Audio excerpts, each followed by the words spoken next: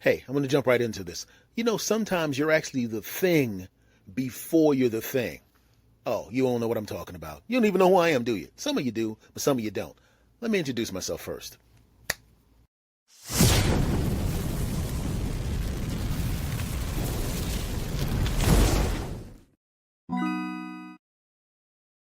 Okay, we're back. I'm going to explain to you what I'm talking about. What I meant by that is sometimes we want to be something, but we're actually that thing already, but we don't know it or believe it because the world hasn't told us that we're that thing yet, right? Because when the world discovers that you're that thing that you want to be, when it goes, oh, you're that thing, don't you realize for them to discover it, it had to have been there in the first place? I'll give you a couple of stories, one from me and one from a friend of mine. This guy was a martial artist, and I forgot exactly what martial art was because we haven't talked. We're still cool, but I haven't spoken to him about this in a while. But whatever it was, he was one belt away from the black belt, okay, or whatever that was, whatever the equivalent was. Let's say red belt, black belt. We use the red belt as underneath the black belt, just to make a point. So we had this red belt forever, and he's sparring with the black belts and holding his own and beating some of them, and they were really going forward. They were really going after it, not to injure each other, but to spar, to see what your skill was. And he was defeating a bunch of them. But he was afraid to take the black belt test. He was afraid. He didn't want to, I don't know, man. I mean, these are black belts, and I'm looking at the guy and I'm going, dude, you're actually, you're holding your own with the top guys, and you're beating a couple of them. And if you can beat the black belts, and you're a red belt, it means to me, if anybody else looking from the outside, you're a black belt. But he didn't believe it. He was afraid to take the test. There was a psychological block in his mind that stopped him from taking that test. He was a black belt physically and skill-wise, but he didn't want to take the test. He was afraid. He's looking at all these guys with their black belts, and he's, oh man, there was a separation between them and him. He thought he was less than. Oh, these guys are black belts, and I can't. I don't know. I can't get in there with those guys. Those guys are better than me. And I said, you just beat about 75% of them. Yeah, but still, maybe they were taking it easy on me. Maybe they were, maybe they like me. We're friendly. Maybe they just wanted to take it easy on me. You think they're going to take it? You think they're going to take it easy on you? You think they're in front of everybody else, and they're going to let you beat them down? Really? Is that what you think? Even they're telling them to take the test. Hey, man, I sparred with you. I was going for real. I just wanted to see how good you were, man. You're a black belt. No, I'm still a red belt. No. I'm sitting there talking to them at the diner. I'm like, dude, take the test. What if I fail? Okay. You think if you fail the test, they're going to, every belt you got up into the red belt, they're going to go, oh, excuse me, man, you took the test. We thought you were going to try to be a black belt. We thought you were a black belt. We sparred with you, but now that you've actually failed the test, I'm sorry to tell you this, but we're going to have to take back every belt you've gotten over the past 12 years. We're taking them all back. You're going to have to start at white belt again, and you're banned from applying any knowledge that you had above white belt level. Basically, you have to let yellow belts and blue belts beat you down, even though you could defeat them because you're advanced beyond them. Nope. You failed the test, which means you have lost all rights to the knowledge you've acquired over the past 12 years. Here's your white belt. In fact, give me the white belt back. Come closely. Pow! I smacked you with it because you disgust me. In fact, you're banned from the dojo for a year. You take it. I spit on your shoes. And that's the worst case scenario. And that's not going to happen. You know what's going to happen if you fail your black belt test? They're going to walk up to you and go, you failed because of this. And then you're going to find out what that thing that they told you to improve upon. You're going to do what you did for the past 12 years to get up this close. You're going to work on those things. And know what's going to happen? You're going to take the test and pass it eventually. Why would you put 10, 12 years into something and then stop right there? Would you run 26.1 miles of a marathon and go, I'm about to win this marathon, but I've never won a marathon before, and there's some other runners there that won marathons before. How could I win the marathon? I know I'm here, and they're about 500 yards behind me. I'm just going to keep talking until at least 5 of these people pass me, because I don't want to be up on the podium and get a medal. I don't deserve it. No. You're going to break that tape and put your hands up like this and take your medal, sucker. So go take the test. and I browbeat him in a friendly way. I remember the day he took the test. He was nervous. I don't know, man. I don't know, man. I don't know. You're going to be fine. Take it. You're going to be fine, bro. Take the test. Don't come in and watch me, man. I'm going to be nervous if you're in there. And I'm like, I got a date, bro. I just said I'd drop you off and pick you up when you're done. I'm going to be doing something else while you're taking the test. And I've already passed that test. I digress. So I go off and do what I do around, right? Come back to pick him up a few hours later, and he's standing outside with a grin on his face. Why?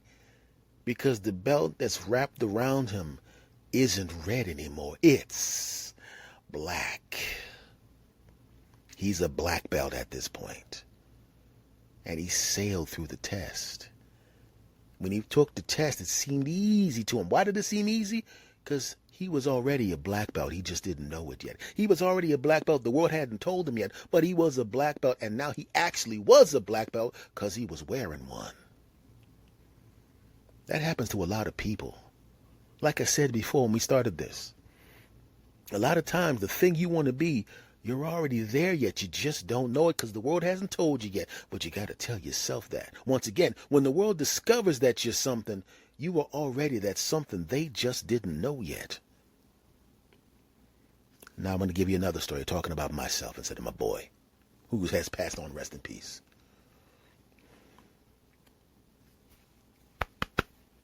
That's my boy. Rest in peace, brother.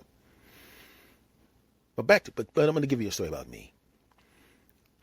As some of you know who've listened to my podcast, my YouTube channel, and all that kind of stuff, this is the podcast, but this will be on a YouTube channel too.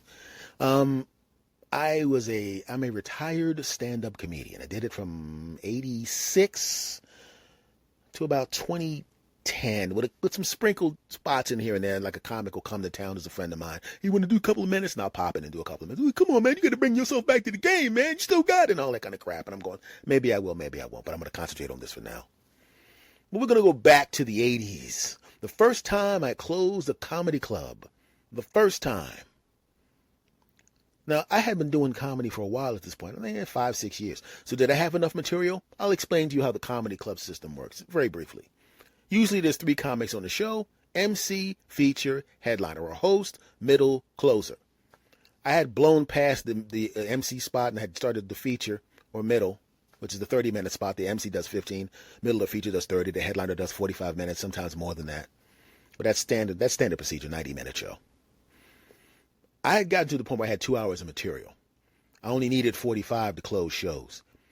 So what I started to do when I was on in a weekend place, I would go to a place, there'd be 2 shows Friday, 2 shows Saturday. On each show, I would do a different half an hour just to amuse myself, just because I wanted to do the material that I wrote. I had 2 hours. Only need 45 to close. So one day, the booker goes, hey, I saw you did a lot of material on the show. Can you do 45? And I said, yeah. Okay. I want you to close the show because the headline is not going to be. I'm going to get an MC. I'm going to move the other guy up and you're going to close the show. And I'm looking on the outside. Hey, it is what it is. It's what I do. Inside. That's what I felt like inside because I'd never closed the show for real before. I'd been I've been last on some bars. But this was a comedy club. Right? And I was still very young. Everybody in the audience was older than me by a minimum 5 years. Right? And now I'm doing 45 minutes for the first time in front of paid customers. I felt comfortable doing 30 minutes in the feature. I had blown past the MC spot, and now he wants me to close the show. Ooh, scary. I'm watching, and I'm thinking, man, I have 2 hours of material that I'm proud of. All 4 sets are of equal quality. And there's applause breaks in there. There's lots of applause breaks and lots of laughing, but I've never put it together for 45 minutes before. I don't have the muscle memory to do 45 minutes. I've done it a couple times in a bar, but it was because the guy said, keep going if you want to, kid. It wasn't like I was being paid to do it. Pressure was on, and I was very young. What am I going to do? I hadn't even put the sets together. I had different 30-minute sets. I hadn't put together a 45-minute set. It's pacing involved. I watched the other guys who were older than me who had done 45-minute sets and an hour sets regularly. They're used to doing 45 minutes to an hour. They're used to it. I hadn't done it. Oh, I know I have enough material, but 7 o'clock, show's at 8. First comic goes on at 8 o'clock. He gets off at 8:15. The lady goes on at 8:30. At 8:15, gets off at 8:45. Then it's me.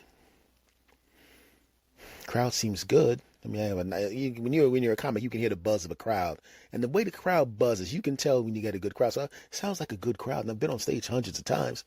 It's not like I haven't done this before. I just haven't done this before.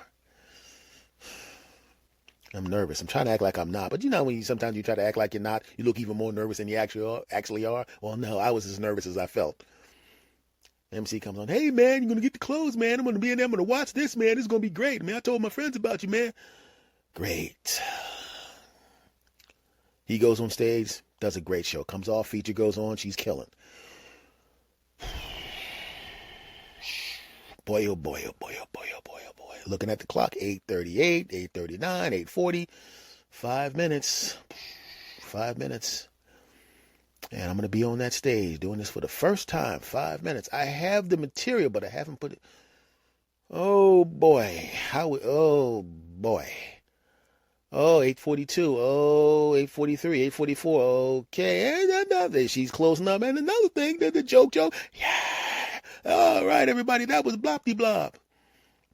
MC goes back on stage. I'm watching him. And he likes me. We're friendlies. And he's a fan of what I do. So now I'm about to close for the first time.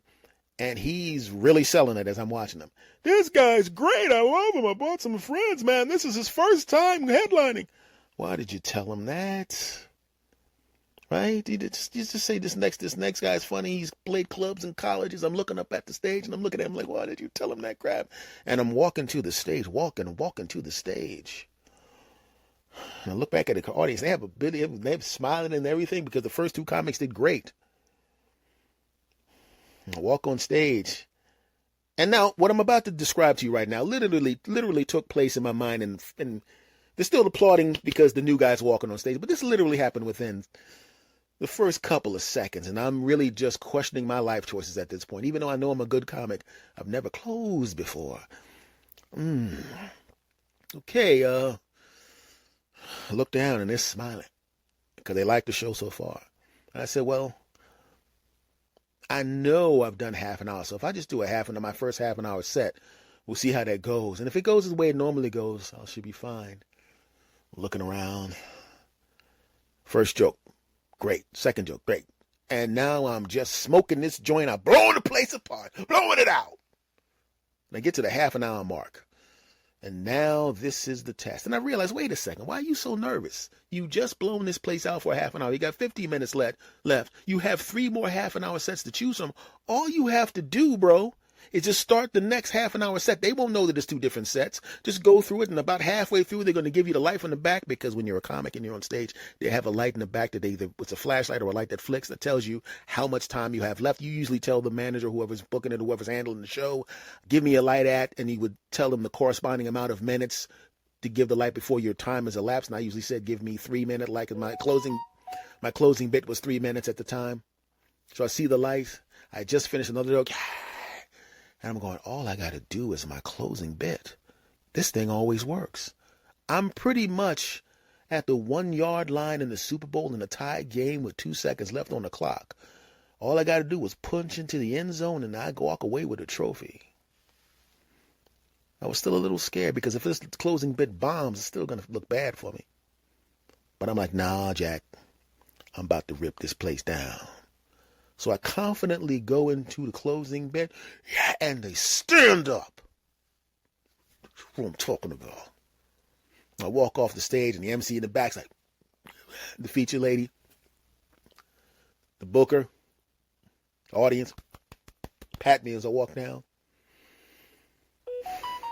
Just did it. Just successfully did it. Just did it.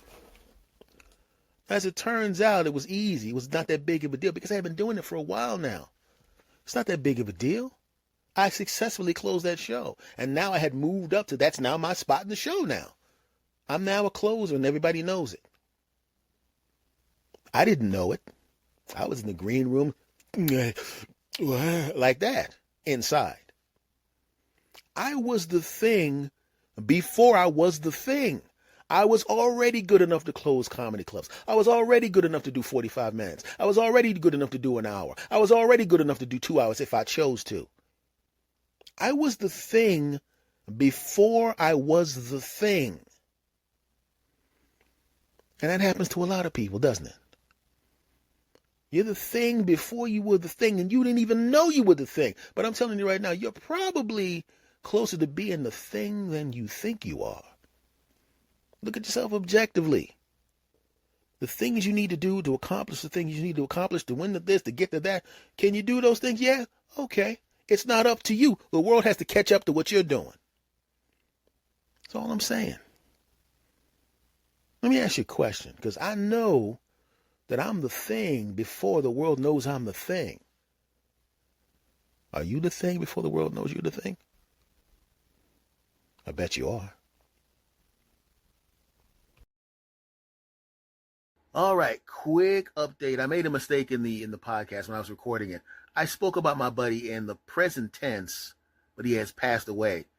I have this bad habit of talking about people that I care about. If they pass away, I have this bad habit of talking about them in the present tense, like my uncles. Your uncles were funny. And I'm like, yeah, my uncles are funny. No, they were funny because they passed away. In this particular case, this buddy of mine, what I should have said and would have been more accurate would be to say, we hadn't seen each other for a while at the time that he passed, but we were still cool.